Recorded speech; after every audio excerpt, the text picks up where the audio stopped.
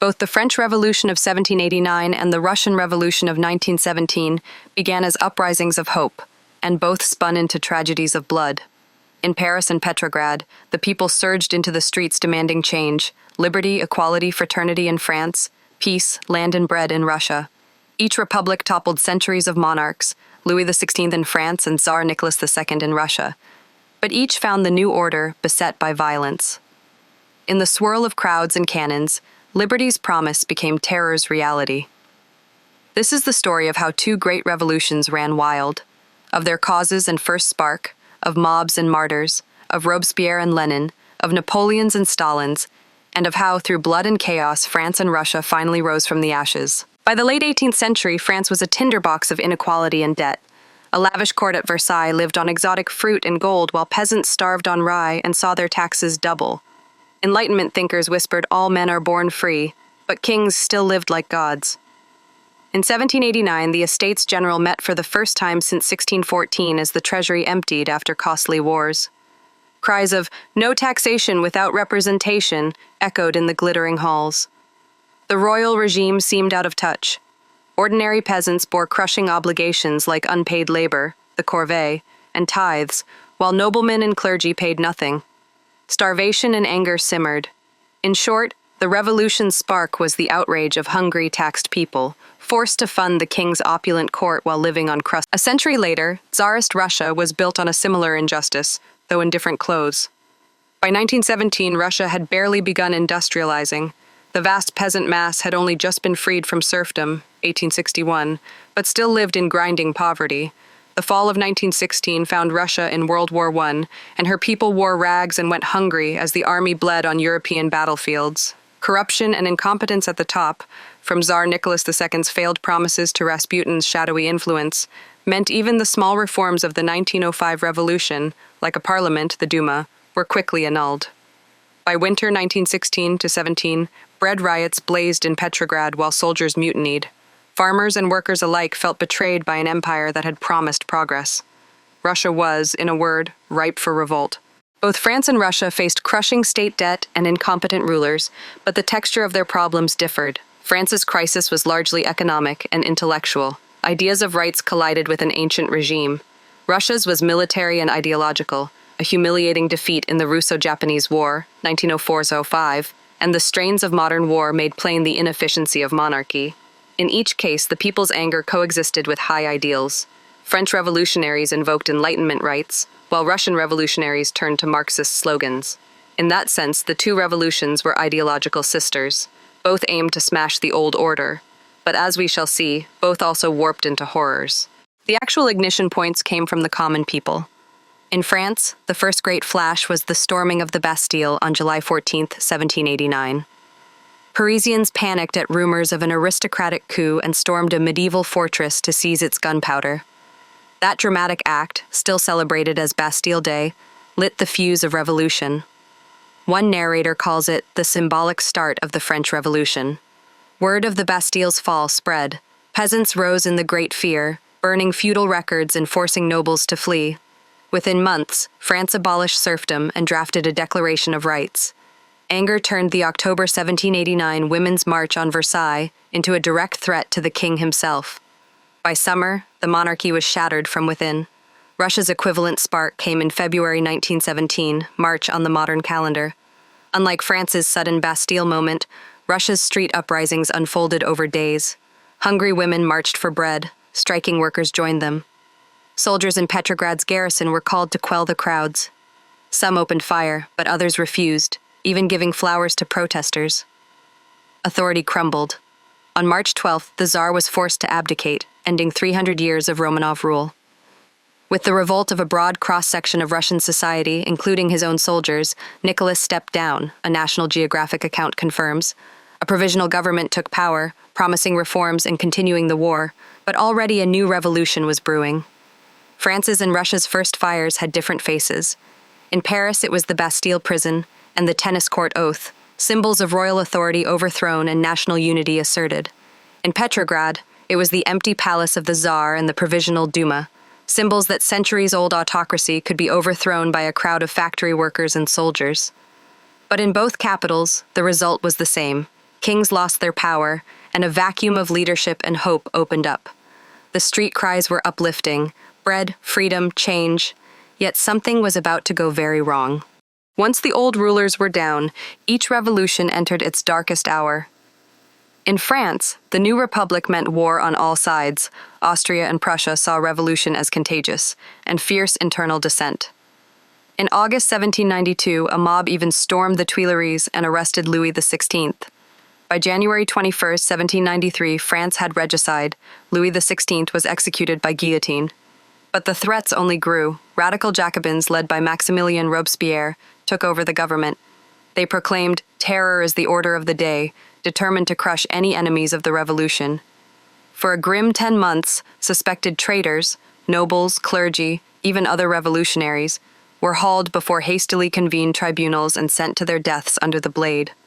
By one count, over 17,000 men and women were officially guillotined in the Terror, not to mention thousands more killed without trial or in prisons.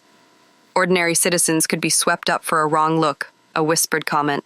Paris ran red, the dungeons of Versailles filled. Fear became a daily reality. Russia's spiral into violence had echoes of France's terror. After the February Revolution, a shaky provisional government shared power with the Petrograd Soviet of Workers' Deputies. It insisted on continuing the war and failing to feed the cities, heightening anger. In October 1917, Vladimir Lenin and his Bolshevik party snatched power in a bold coup, the October Revolution. They too faced wars on all fronts. Civil war broke out immediately between the Reds, Bolsheviks, and a motley white opposition: monarchists, liberals, even foreign armies. The Bolsheviks answered with brutal measures. On September 5, 1918, Lenin decreed an official Red Terror. Police, the Cheka, were authorized to seize, try, and execute any who resisted. Thousands of hostages were shot on a whim. One historian notes that, by September 1918, some tens of thousands and possibly more than 1 million were branded class enemies and detained in concentration camps or summarily executed. Like Robespierre, Lenin felt cornered by enemies in the cities and armies in the country. He wrote urgently to his comrades that terror must begin. So it did. Firing squads and prisons proliferated. The Romanovs themselves paid the price in July 1918 when Nicholas II and his family were taken from captivity and shot to prevent rescue. By 1920-22, both revolutions had passed through their peak violence, but at a dreadful price. France's armies eventually beat back foreign coalitions, partly thanks to conscripted levy en masse, but within France, the revolution left a nation traumatized. The directory that followed the terror was weak and corrupt, and saw more royalist conspiracies and army coups. In Russia, by 1922, the Red Army had crushed the last white armies, but the country lay in ruin. Famine and disease killed millions. However, the Bolsheviks emerged unchallenged. We cannot list every terror, every massacre, or every uprising. Suffice it to say, both revolutions devoured their children. The violent cleansing seemed necessary at the time to keep the fire of revolution alive. But the result was horror. These were not peaceful transitions. They were ruthless fights for survival. In the chaos, larger-than-life men rose to power or met their doom. In France, Maximilien Robespierre epitomized the terror phase. A lawyer and Jacobin leader, he preached virtue and equality, but his Committee of Public Safety operated with near-dictatorial power. Day after day, Robespierre and his lieutenants chose men for death. Law of 22 Prairial, June 1794, even removed the right to defense. You were either innocent or dead. The paranoia peaked in mid-1794, and Robespierre's own allies turned on him.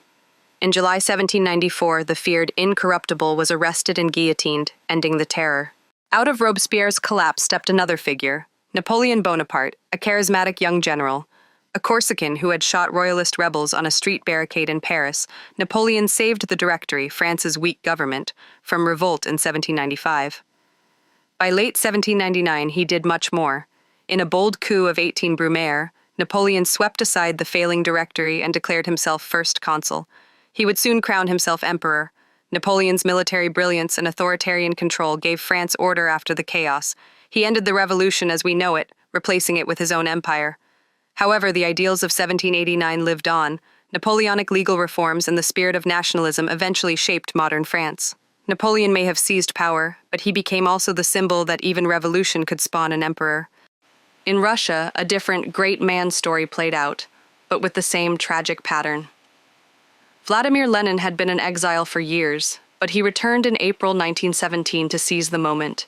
He quickly became head of the Bolsheviks and honed them into a disciplined vanguard. After taking power, Lenin became the supreme ruler of a one-party state. His rhetoric, peace, land, bread, promised a new egalitarian world, but his actions were stern. In 1918, he signed away a third of Russia's territory to Germany to end World War I. He tolerated no rivals. By his death in 1924, Lenin had established a regime where all opposition was illegal. The final twist came after Lenin's coffin was cold. A power struggle ensued, and Joseph Stalin, a shrewd party administrator, outmaneuvered rivals like Leon Trotsky. By the late 1920s, Stalin was in uncontested control. He transformed the new Soviet Union with brutal force. In a few years, he collectivized agriculture, triggering famine, and industrialized at breakneck speed. He also purged dissent ruthlessly. Stalin's purges, 1936-38, would dwarf all previous terror. Official figures record 681,692 executions in the Great Purge, with historians estimating 700,000 to 1.2 million victims in total. In effect, Stalin became a new dictator of the revolution. Robespierre and Lenin share a legacy of revolution-bred terror. Napoleon and Stalin share a legacy of revolution-sprung dictators. Both revolutions promised the people a direct hand in power, but each ended with a strongman at the top. Napoleon the Emperor in 1804, Stalin the Father of Nations by 1940. The contrasts are telling. Robespierre fell a year after his terror began. Robespierre's killer was another terror. Lenin created a socialist state. Lenin's successor created a police state. Out of these fires, the world was profoundly changed. France emerged from the 1790s exhausted and war-weary. Napoleon's consulate and empire reasserted order, even as French armies fought all Europe. But by 1815, Napoleon was exiled, and a monarchy restored, until a final republic succeeded in 1870. Crucially, France kept the revolution's gains. Feudal privileges were gone. Citizenship was now, eventually, tied to the nation and its rights. Modern French governments still wear the twin hats of kingslayer and lawgiver, and slogans born in 1789, liberté, égalité, fraternité, remain the Republic's motto. In that sense, the revolution succeeded. It laid foundations for a stable democracy. Economists and historians note that its ideas became fundamental principles of liberal democracy. Over time, France turned its focus abroad, building a colonial empire, and later becoming a leading Western European power, though not a superpower on the American-Soviet scale. Russia's path was more direct to superpower status. The Bolshevik Revolution culminated in civil war, but by 1922, the Soviet Union was born, a vast communist state where all industry and land belonged to the state. Lenin died in 1924, Stalin ruled by 1929, and the USSR embarked on massive industrial projects. World War II would cement its role. After defeating Hitler, the Soviet Union and the United States emerged as the planet's two superpowers. For much of the 20th century, the USSR dominated Eastern Europe and influenced Asia, Africa, and Latin America. In 1945, Joseph Stalin's Soviet Union had overcome poverty and built an arsenal that kept the West uneasy. One historian notes that the events of 1917-22 set into motion political and social changes that would lead to the eventual formation of the Soviet Union. Thus, by mid-century, Russia, now the USSR, was indeed a superpower born of revolution and war. Both countries eventually found stability of a sort, but only after long, hard struggles. France slid through the First Republic, the Napoleonic Empire, two more monarchies, and multiple republics. Only by the Fourth and Fifth Republics of the 20th century did France enjoy sustained democracy, yet it never again lapsed into the chaos of 1789. Russia, after Stalin's death in 1953, gradually thawed and eventually dissolved the USSR in 1991, but today's Russia remains a major nuclear power, a legacy of revolutionary arms. Historians often tell these stories through two lenses: ideology and human cost. Ideologically, the French and Russian revolutions both embraced sweeping visions. France's revolutionaries spoke of universal rights and citizenship, influencing revolutions in Europe and even inspiring revolutions decades later, including the Russian one. Russia's Bolsheviks wielded Marxist ideology, aiming to create a classless communist society, a model pursued worldwide, for better or worse, during the Cold War. In both cases, revolutionary ideals became rallying cries. But the human cost lens offers a different picture. France won equality under the law for many men, but it paid with tens of thousands of lives. In Paris alone, the mob violence of 1792 and the terror of 1793 to 94 produced mass killings. Britain's Prime Minister recalled hearing 71 beheadings in an hour at the height of the terror. Total French deaths from revolutionary violence, including war number, in the tens of thousands. In Russia, the toll was far higher. Millions died in World War I before 1917. Millions more fell in the Civil War and Stalin's purges. Historian Aaron Blakemore notes, tens of thousands, and possibly more than a million, were executed or imprisoned as enemies under the Red Terror. So many lives were shattered. Whole families lost breadwinners. Children became orphans. The collective trauma ran deep. Contrasts stand out. The French revolutionaries sent their king to the scaffold and installed a republic, only to end up with another emperor, whereas the Russian revolutionaries killed their royal family and installed a one-party state that lasted a century. French terror was conducted with a guillotine and revolutionary tribunals. Russian terror was enforced by secret police, firing squads, and labor camps. The leadership styles differed. France had chaotic committees before one general took over, while Russia had a single party from the start, culminating in Stalin's cult of personality. Outcomes differed too. France's revolution ultimately enhanced Western liberalism and ended monarchy, despite Napoleonic blips. Russia's revolution created communism, which turned Russia into a Cold War colossus and collapsed in 1991. Yet, in a broader view, both revolutions reveal the same truth. The masses can upend history in an instant, for better or worse.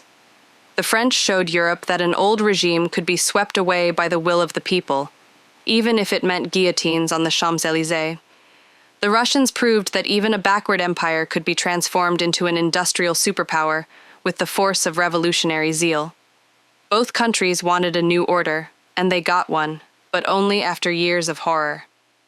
In the end, France and Russia each achieved a kind of stability, but of different flavors. France became a modern democracy, now a G7 member, built on values first shouted in 1789. Russia became first the USSR superpower, and now a powerful nation still claiming the mantle of revolution and dictatorship. Both nations moved on, long after the last cannon was fired in their streets. But the shadows of 1789 and 1917 linger in the national memory, ideals of equality and justice, and memories of violence. We remember them through time and tale. History teaches us that revolutions are double-edged. They can break shackles of tyranny, but they can also unleash forces beyond control. And for lovers of history, the French and Russian revolutions remain intertwined legends, reminders that the pursuit of a perfect society can illuminate the future, even as it darkens the present. Both remain epic dramas that change the world, and they started with an unwavering belief that life, liberty, and bread were worth fighting and dying for.